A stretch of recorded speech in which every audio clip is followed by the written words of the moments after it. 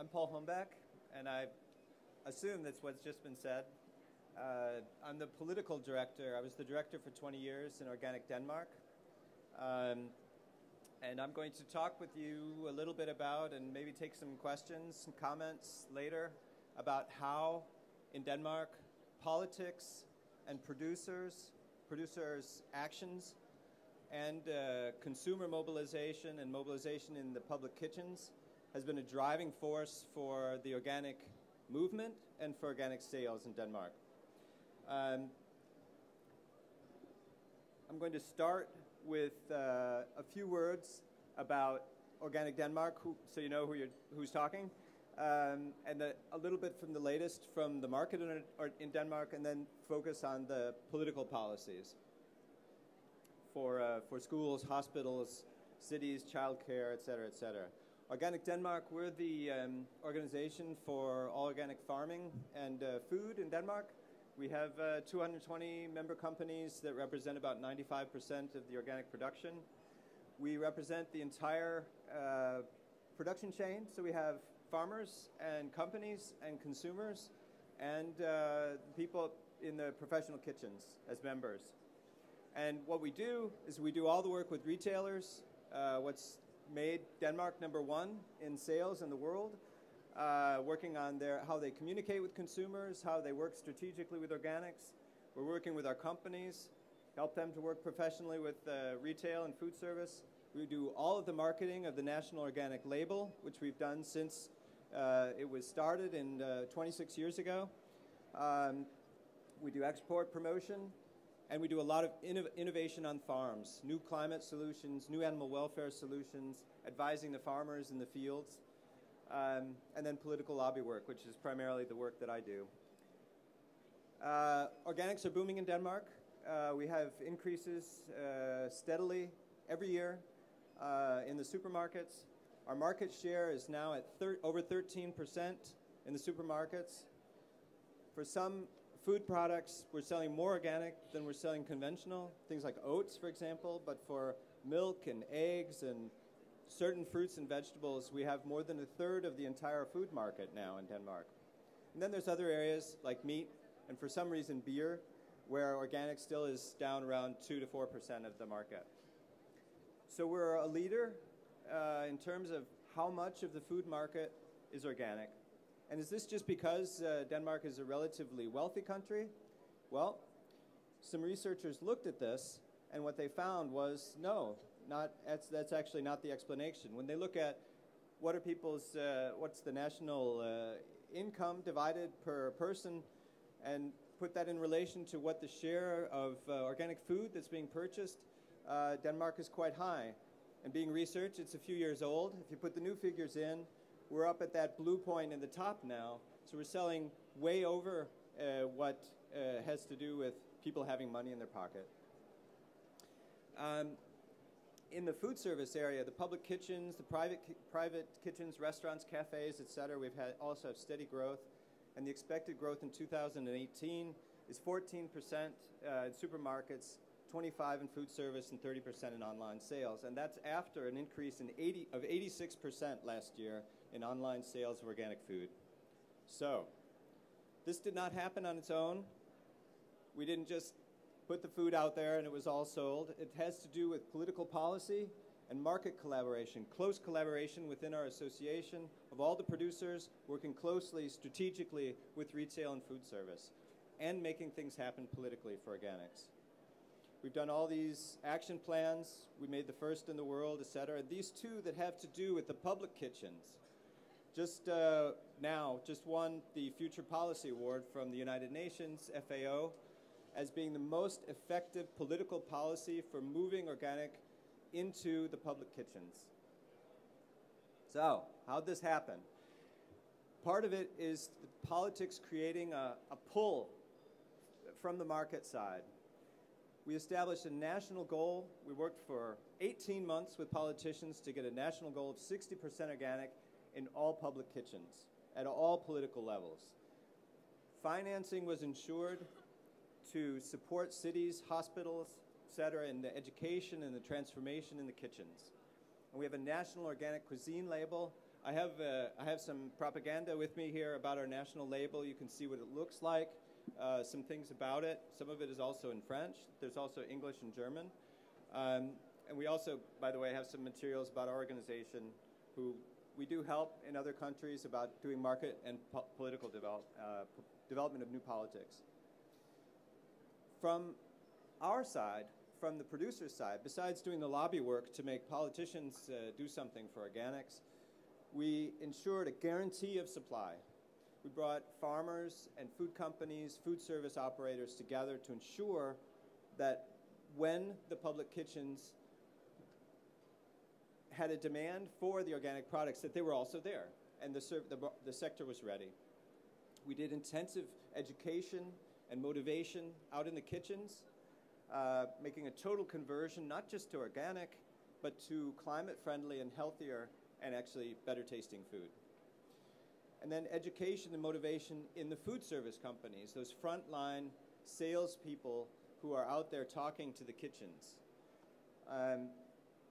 I'm just going to run through those quickly, say a little bit about what effect they had. The 60% goal had an enormous effect in the whole organic sector, because now is the time to act and to do something with organics. Companies that didn't have any involvement in the organic sector before became involved, and companies that had been involved for many years geared up to something new.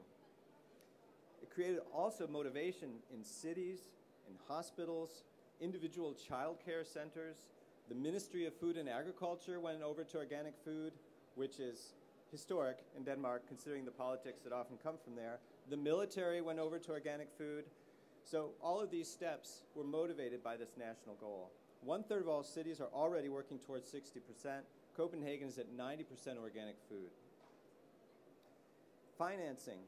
There was 100% financing for the education of people in the kitchens, doing new meal plans, finding new suppliers, doing their documentation.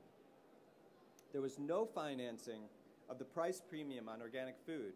This was covered by reducing waste, reducing the amount of meat in the kitchens, buying more greens, and buying more in season. So education and change diet save money. That covered the premium on the organic products. So all of these cities that are converting to organics, including Copenhagen at 90%, have done this within budget. Then we had a mobile licitation task force helping the cities to write their tenders, I think they're called, for organic food, so that they were within the EU regulations, and they could insist on more organic food. The third thing we did politically was we started our organic cuisine labels, which we're very proud of. It was our organization, came with the suggestion, we've got to have something, a way into organics that's not 100%. As it was, a restaurant could only have an organic symbol up in the window if they were at 95% organic. And how many do that? Not many. So we wanted a way in, a way to get started for a lot of restaurants and canteens and cafes. There's a steady increase in the number of kitchens that have these labels. 2,500 of them have them. We have many organic kitchens that don't have the labels yet. They don't have their documentation in order, etc. We also have an app for all the private restaurants, cafes, etc., where you can get organic food.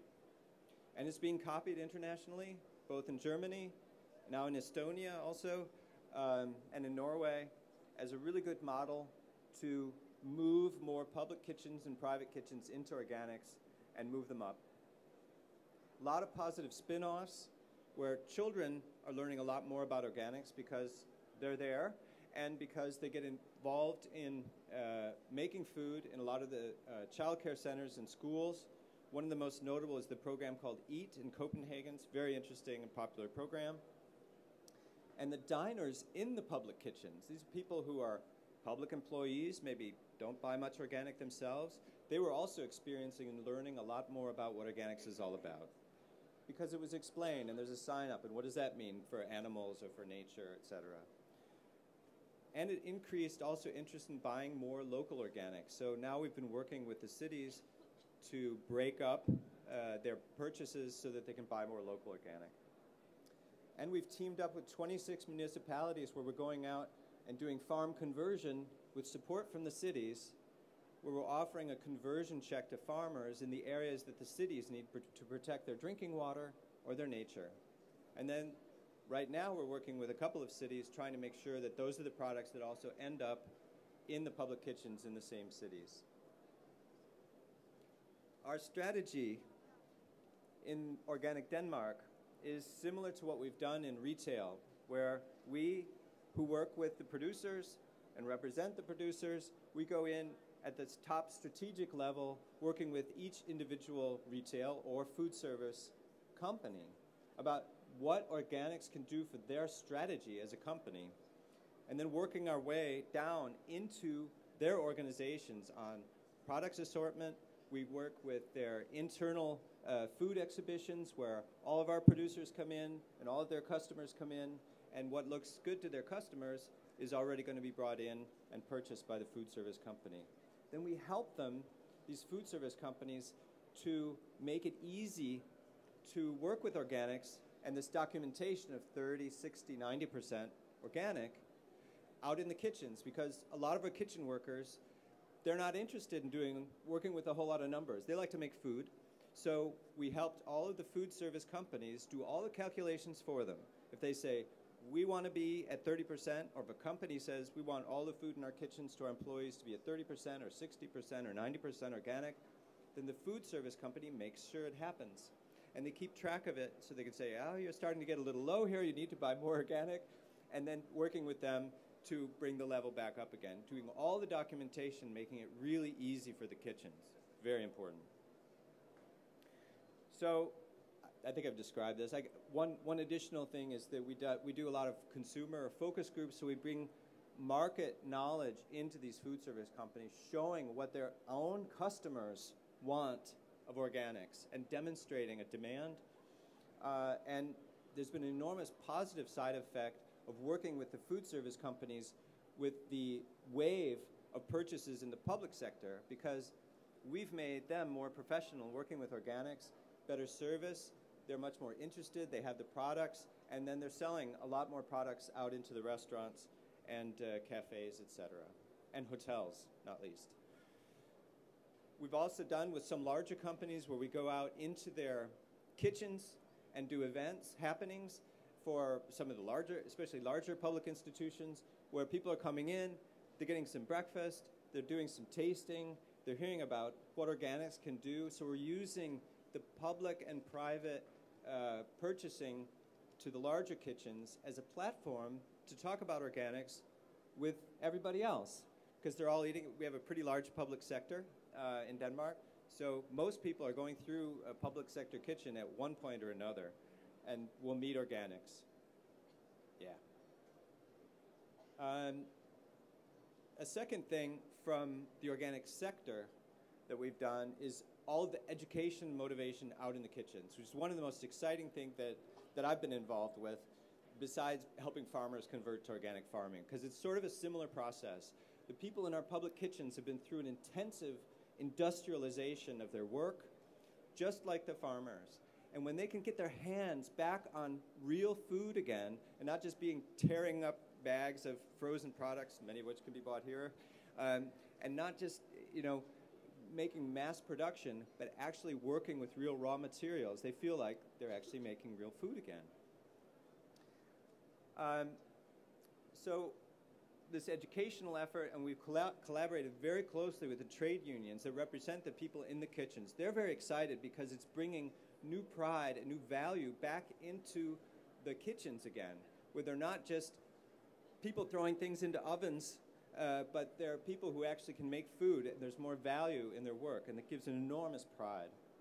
So they've been a very close partner for us. Then we've had mobile conversion trainers moving around from city to city, notably the Copenhagen House of Food, and something called Öko Plus Plus, which kind of sends that signal that it's organic, but it's also climate friendly and better food. And they've been moving around city to city, one at a time, helping document and drive all of the education in the kitchens that actually is what changes the way food's being made. And then we do reinforcement. It's always good to be celebrated when you do something good. So we do celebrations. This is our Minister of Food and Agriculture passing out the organic cuisine labels to a lot of people who work in the public kitchens, also some private. There's a lot of pride around it. And it's not surprising, because what people have done out in the kitchens is made healthier and climate friendly and 60% organic within the same budget. It's pretty amazing. But again, just to underline what it's about more greens, root veggies, which we grow a lot of and which also grown here, less meat, food in season, reducing waste, making better food, and doing it within budget.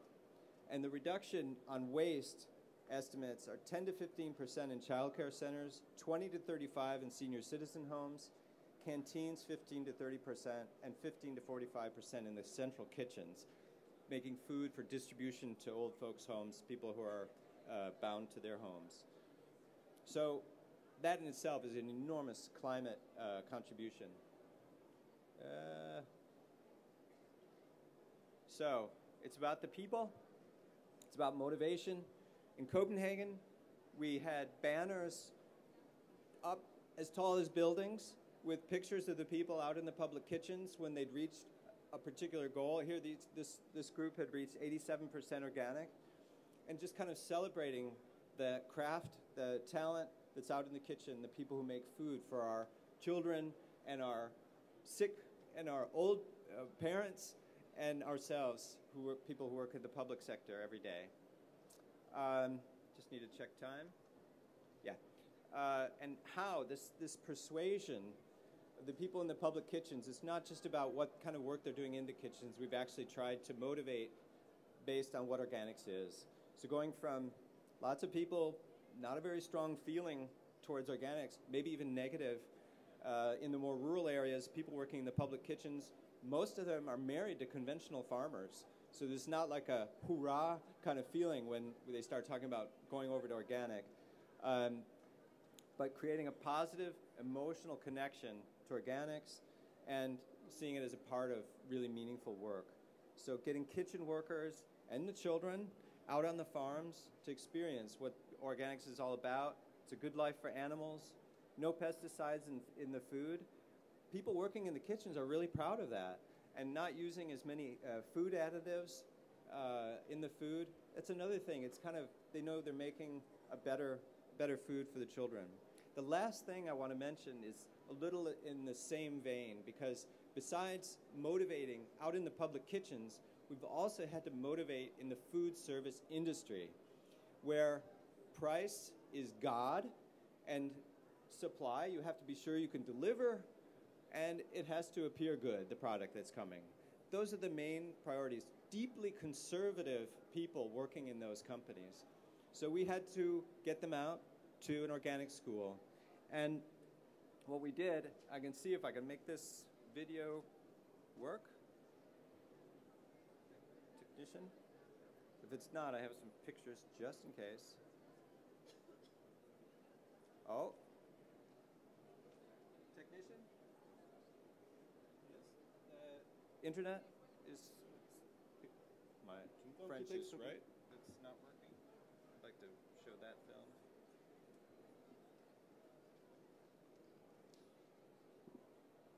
And I have one other short one.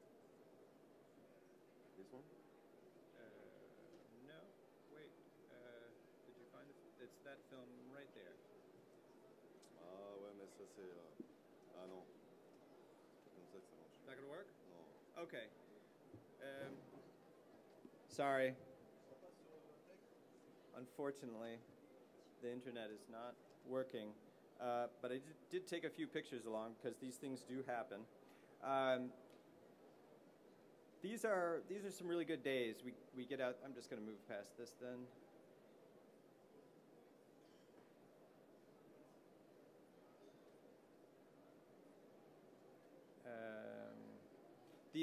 When we get these people from the food service companies out there, like I said, most of them have never bought an organic product in their life. But once they've been out on a farm, they've held a piglet, They've seen what organics does for nature. These deeply conservative people with really big hearts, they're completely won over. And they're some of the best salespeople we have now. And I still get goosebumps thinking about one guy who, he said, I'd never bought an organic product in my life. But when he had to stand up and make a speech for 2 minutes about what organics can do in preparation to being able to sell organics better, he said one of the most poetic things, which I hope I can translate to English, which is that what if all of the songs that we sing our children and all of the stories that we tell them, those animals that are in those stories, the lark, the hare, the rabbits, and so what if they don't exist in Denmark anymore? I thought that was extremely moving. So this is a good salesman out there talking about what organics can do. So what we've done is we run through what organic principles are. We get them into, we drink our groundwater, so pesticide contamination is a serious problem for us. We get them out, they taste the water, they hear what it means not to use pesticides, and then they're ensured that not just the food, but also the drinking water is going to be free from pesticides. We go behind the scenes on food additives and get them out on a farm. Here it was raining, but still, they get out, they pull some plants out of the soil, they find out what roots are all about, they find out the whole cycle of nutrients, and they get motivated. And then they can go in and find out, animals, how much room do they have, and they get packed pretty closely together. If it's a conventional production or if it's an organic production, they get more room. And then they spend a day as an organic farmer in addition to that. And then the third day, they're introduced to all the details about how to use our cuisine label and the organic kitchen. And then they get their awards, diplomas, as people who are trained in selling organic food. So I'm going to skip back to one last thing. Can I get some sound? Let's see if this works. This is a different little film here.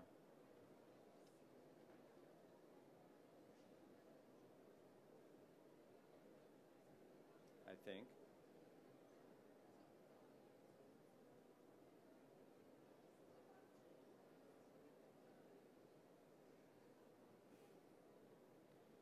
Well, there we go. Can I get sound?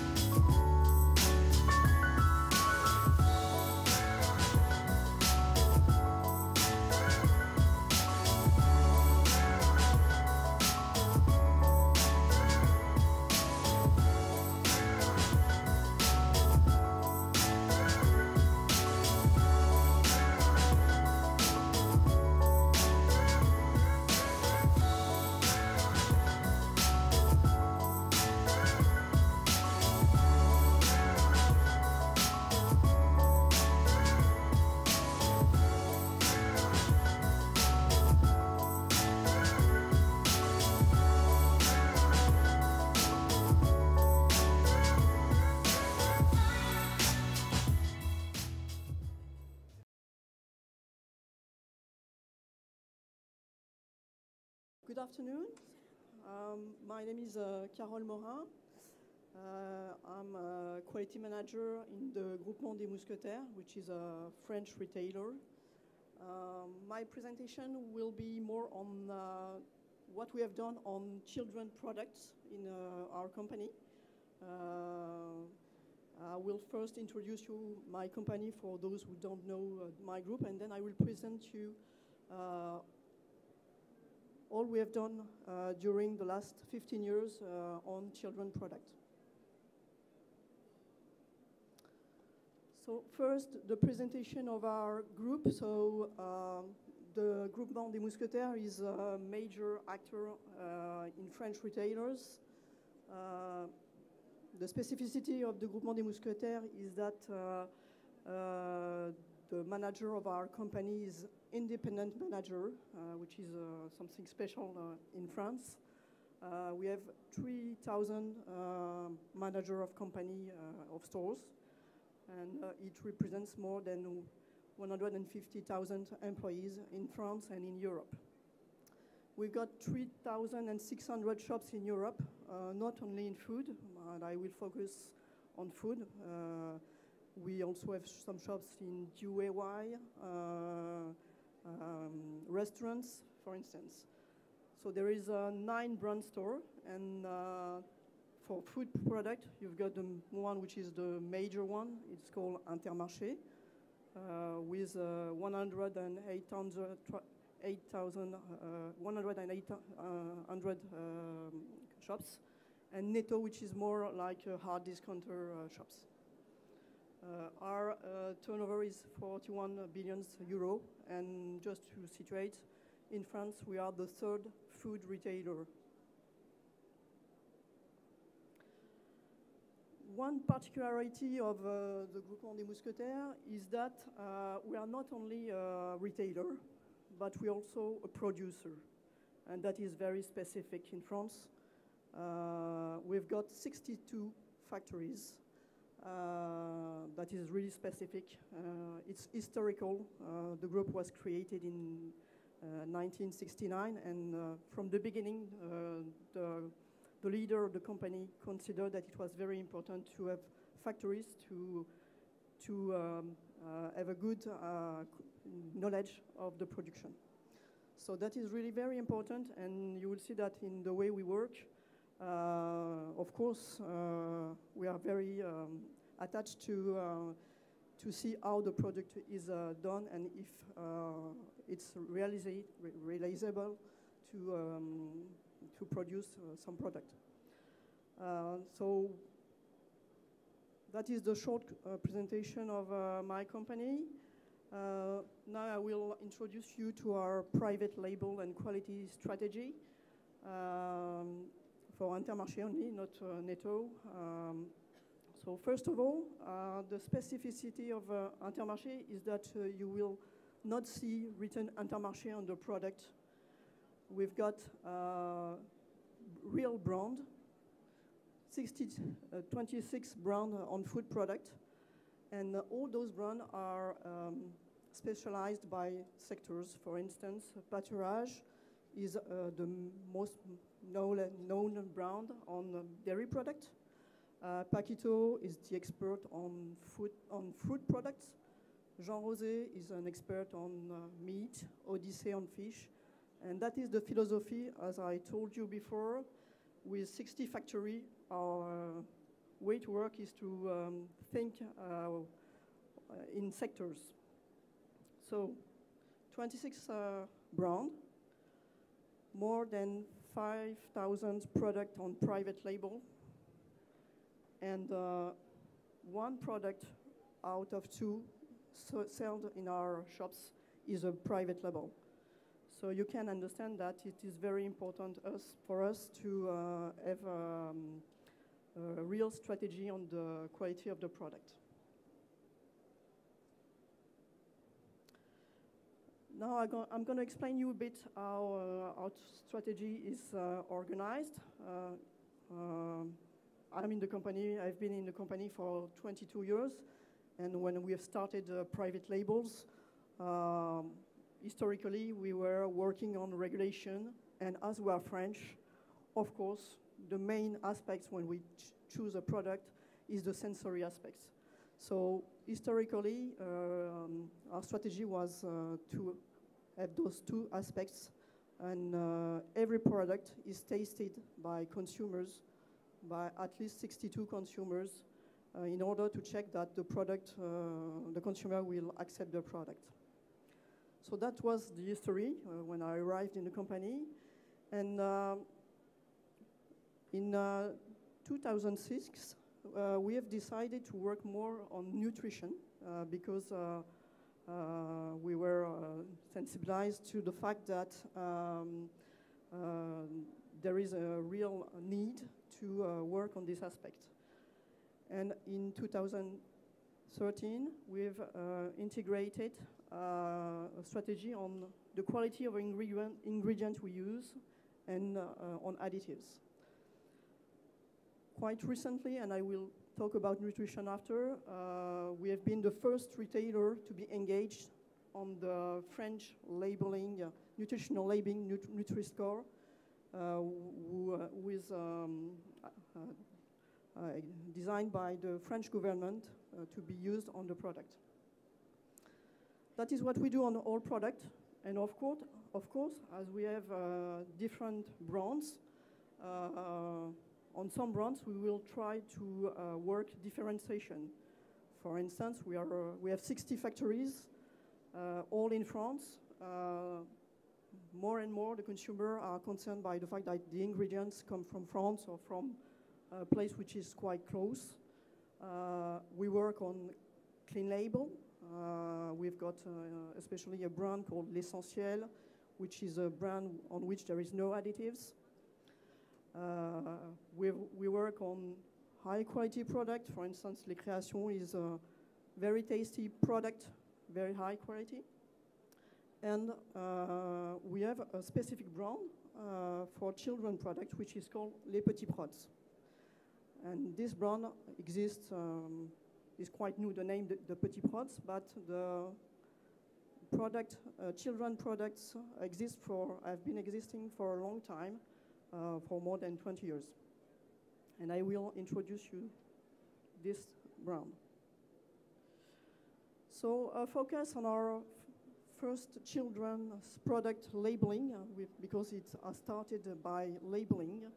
And you will see that labeling is also very interesting to introduce quality improvement. So historically, in 2006, we have created the NutriPass, which was the first French multiple colored labeling, because our aim was to take in account our clients' expectation. And at this period, everybody agreed that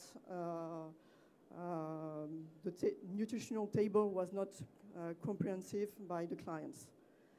And the specificity of our shops are that our clients are majorly families with children and also disadvantaged social professional groups. And the studies in 2006 said that for those categories of people, there was a real problem of understanding of nutritional information. So we have developed this system to improve labeling understanding. Also for transparency, we wanted to be transparent to know our clients. The client can choose and can balance his diet. So that was in 2006.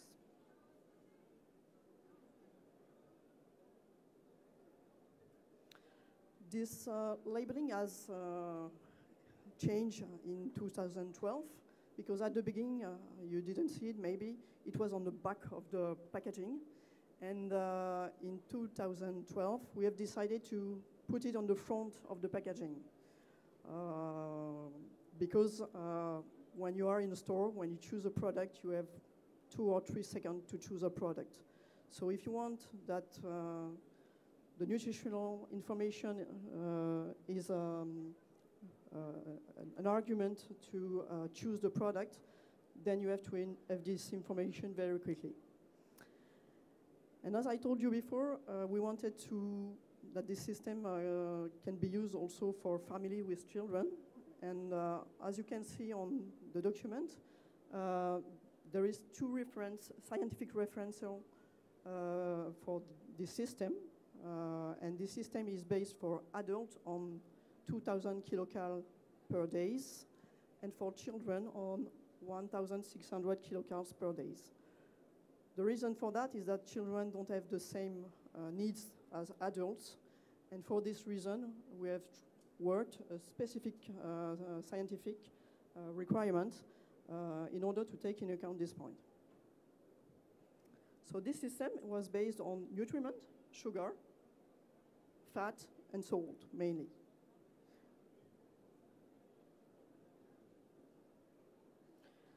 But as I told you, the objective of this system was not only to have a labeling system. When you put colors on the packaging, it's a very good argument to improve your recipe because you understand very quickly if the product has high level or low level of a nutrient and if you need to improve it. And that can be understood by everyone, by children, of course, by clients, but also by all our technical teams, marketing teams, purchasing teams. And as we are a supplier with more than 5,000 product on private label, it's very important to give simple tools for everybody. And that system was very interesting for that. So we have used this system during 10 years. We have used it on more than 2,000 products. So we have a view quite large of the interest of that kind of system. And especially on our children product, we had around 150 products specificated, dedicated to children. What was done is that when we put the system on the packaging, then we need to rework the recipe in order to improve it. And in 10 years, this system has allowed us to change more than 900 recipes in order to improve the nutritional score. Unfortunately, this system was abandoned in 2015 because of the regulation, because we were not sure if it could be still used. And we have continued to use it. And to tell you what is the result on the improvement of recipe, on the 900 recipes, we have had an average reduction on each recipe of a mean value for salt of 7%, for sugar of 7%, for total fat of 13%, and saturate of minus 26. As you can see, this value is quite low.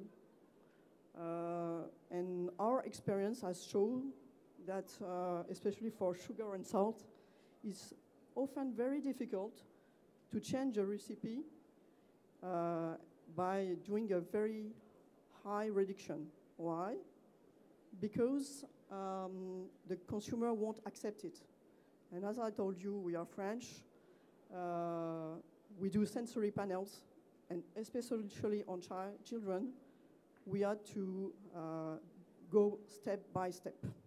So that is very interesting to see that on that high number of products, you need to adapt the way you rework your recipe on those items. On fat and saturate, it was a bit easier, especially on saturate, on which we have been working on the change of palm oil into better oil. And the consumer doesn't see it the same way.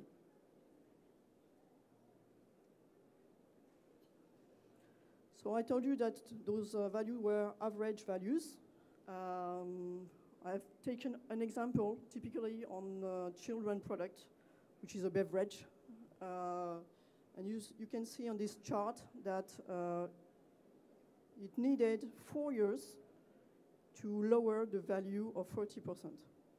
We couldn't have been able to do it in 1 year, only because you need to have the acceptation of the clients, of the children. So that is very important. As you see, a strategy on improvement of food for children is something that must be done during many years. So that is a good example to show you what can happen. So I told you that we have stopped this system in 2015. So of course, we were thinking about what we could do to still improve our recipe, and we have engaged a reflection on new commitment on children product in order to go further on those products. Of course, between 2006 and 2017, what has changed is that the consumer expects more quality on more aspects, and not only on nutrition, on sensory aspect. And that is what we have tried to integrate in our system. So the origin of this project was, first, I told you that we had around 150 to 200 products specificated, dedicated to children. And our marketing department decided to say, okay, we want to have a new reflection on the packaging of this product. And at the same time, we must have a reflection also on what is the assortment, what is our consumer target, and what is our specification. And we have worked on all those aspects and decided to integrate in our specification nutrition aspects, as I presented you just before, composition aspects, and also aspects regarding to raw materials and sustainable aspects.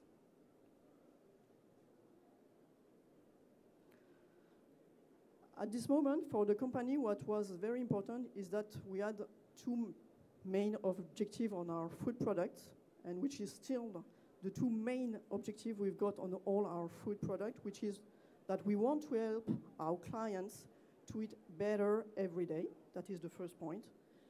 And we want also to produce in better conditions, integrating sustainable aspects in our purchasing. So we have written charts in order to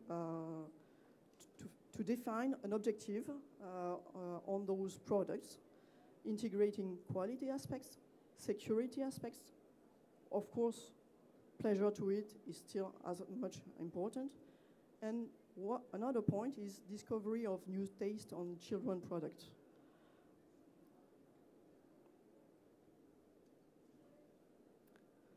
So our approach has two main pillars. We have worked with experts in nutrition in order to pass from a general system like NutriPass was, with the same standard on each product regarding to 1,600 kilocalories, to a reflection by category of product. In our children family, we've got 70s family of products.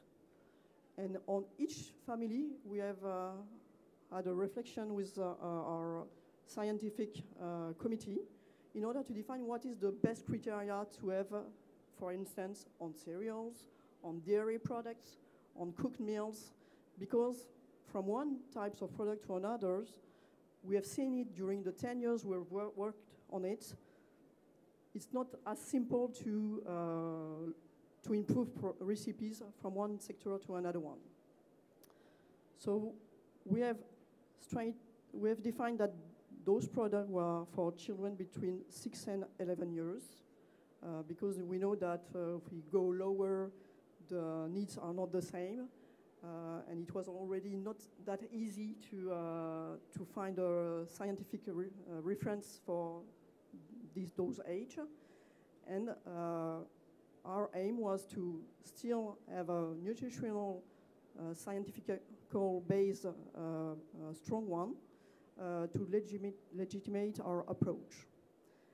And after, as I told you, we have integrated general aspects on what can have an effect on health for children and sustainable aspects.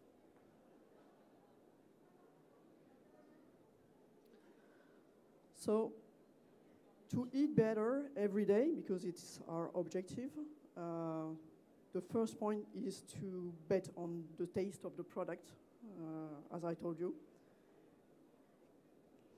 And one of our engagement commitment is that all the products are tasted and approved by children. They are approved by children of between 6 and 11 years old, and they are approved by children by an independent panel, consumer panel. So it's not Intermarché that tastes the product, it's children that taste the product. The other point is that we have defined a minimum panel score in order that to be sure that the product will be accepted by the children. So for each panel, we test the product regarding to other products on the market in order to be sure that it will be still accepted. Another point is that some of our products have been competitors in some independent awards. And for instance, here you've got one of the products we have developed a few years ago that was considered one of the best taste in 2017. It was Little Steaks for children.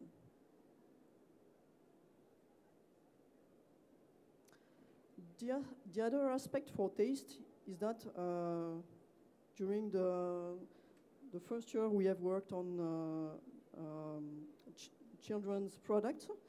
Our products were mainly sugared products. And the discussion was to say we need to have products that can cover each moment of the day for our children. Breakfast, of course, with cereals, dairy products. Lunch or dinner with meat, fish, cooked meals, cooked vegetables. 10 years ago, we didn't add any cooked vegetables in our children product, for instance. In 2017, we have decided to develop new products on those types of products in order to have products that are better for children's health. So that is the other point that changed between 2006 and recently. The last point, of course, is innovation. Even on children, we can innovate. And last year, we have developed, for instance, vegetable spaghettis that were very interesting because it's often difficult to make children eat vegetables.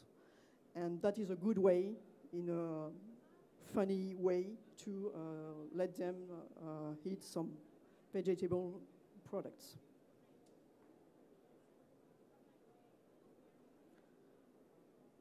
The second part of our commitment is nutrition and composition. On these aspects, we have worked on the portion of the product. Children don't need the same type of portion as adults. And we are working, it's quite long because sometimes it's not very easy to change the portion of a biscuits, for instance, because the factory has a standard. But we are working to adapt portion for children. For instance, we have developed a little steak because usually a steak is not 150 grams for adults, and for children, we are on 90 grams. That is a good example of what you can do to take in account children's specificity. Of course, as nutrition is very important for us, we have defined maximum values acceptable for sugar, fat, salt, saturates, with specific requirement depending on the category of the product. So that is what is new and that we are trying to do at the moment. For composition, the nutrition is not the only aspect. And we pledged to rework all our recipe by the end of 2020 to eliminate some additives, because there are also many debates on additives and they are not always necessary. Eliminate artificial aromas, and that is not that easy because children are used to some taste, and sometimes it's in their mind, and it's not that easy to change the aroma. We have also the reflection to give priority to natural colorant, and that is also a point that needs to be checked by children, what they accept, and do we need to do it by step. And to eliminate also certain components like glucose fructose syrup regarding to risks that we can see on that types of ingredients. Last argument on nutrition is to consider that saturated fat is something that we need to reduce. It's better to reduce saturated fat regarding to total fat. That is what is important to reduce, but our reflection was not only on what we need to reduce, but also what we need to promote. And in our children product, we have had a reflection on having a minimum value for certain nutriment or selected ingredients. For instance, in our dairy product, all our dairy products for children have to be source of calcium and vitamin D. For cereals, we have defined, for instance, a requirement on fibers, which is also something important. So that we try to do it for each of the 17 family of products.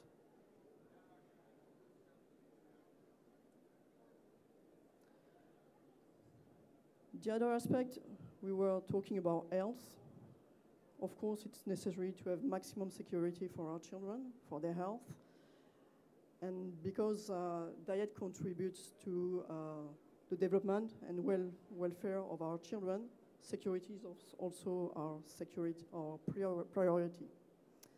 So our recipes are historically free from GMO, have no azoic colorants, no sweeteners. That is not that easy to take as a decision, because when you want to lower sugar, often what you do, you put sweeteners. We have decided us to lower sugar by step, better than to use sweeteners. Of course, reflection on totally and partially hydrogenated fats, mechanical separated meat, that is an historical commitment, and more recently, a reflection on nanomaterials, because this is a new risk, and we need to take this in account. For instance, we have eliminated of our product titan dioxide this year, and we have identified 2 or 3 additives that should be eliminated very shortly. And the other engagement is very often you can see in product added sugar in product where you shouldn't see that type of ingredient. So in our product there is no added sugar, for instance, in cooked product, stewed fruit, and the reflection is to lower as possible added sugar in our product.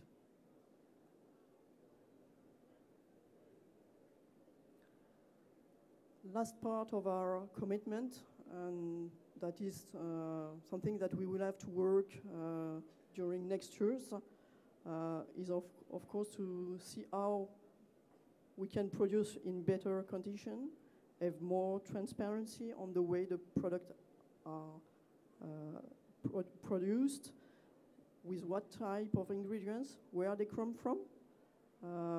So we want to be better on traceability. So first, our system doesn't stop at the factory, but goes to the method of production of ingredients on farms.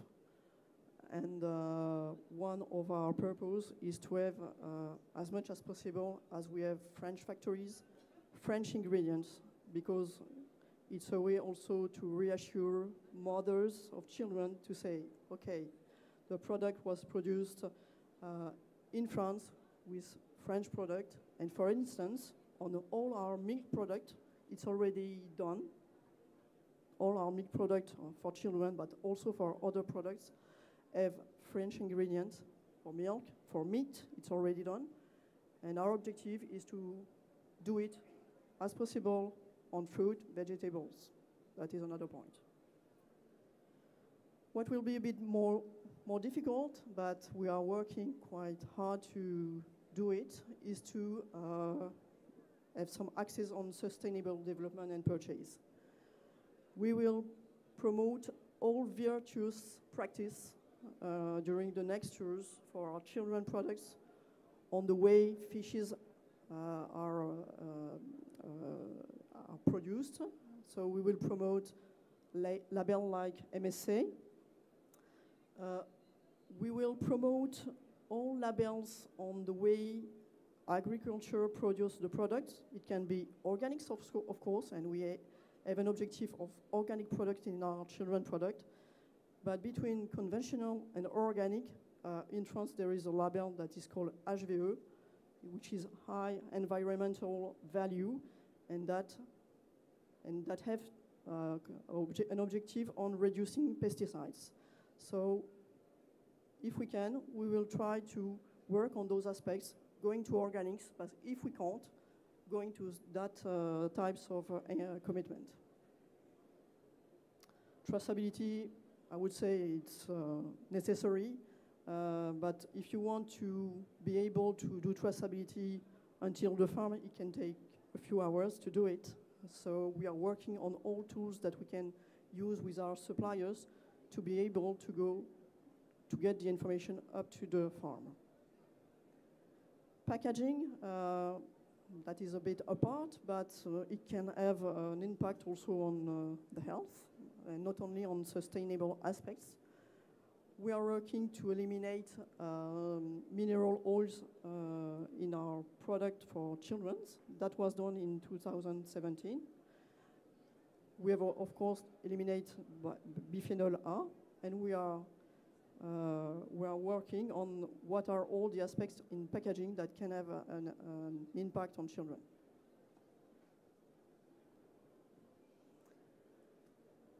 And the last point is, as I told you at the introduction, Intermarché is not only a retailer, Intermarché is also a producer, and that is very important.